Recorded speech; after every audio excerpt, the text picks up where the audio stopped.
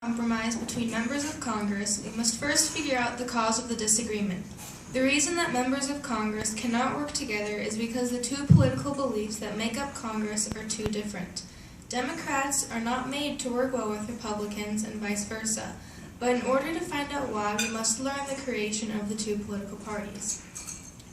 America's two major political parties, the Democrats and Republicans, were created to be opposites.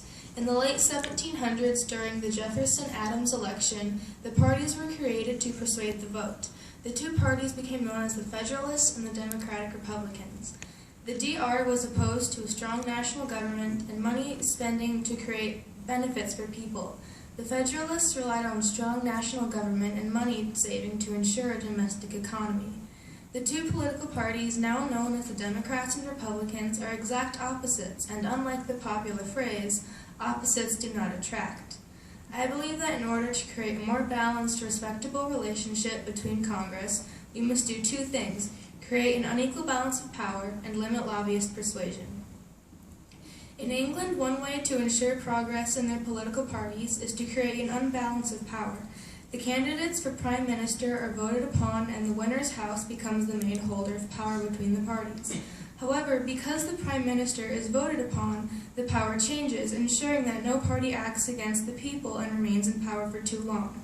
I believe a similar system like that should be enacted upon Congress, and that the current President's party hold more power. If we don't like the way that Congress is running things, we can always impeach the President, resulting in a switch of immediate power.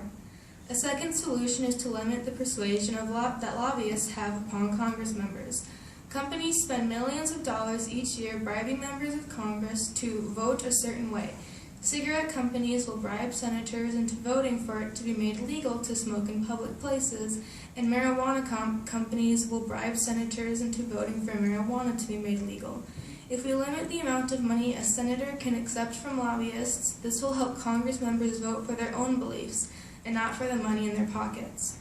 A trait commonly found in people of high power is greed and selfishness. As workmen climb their way up the ladder, they will have more power to change things, and with great power comes great responsibility. So we must be responsible in the way of running our government.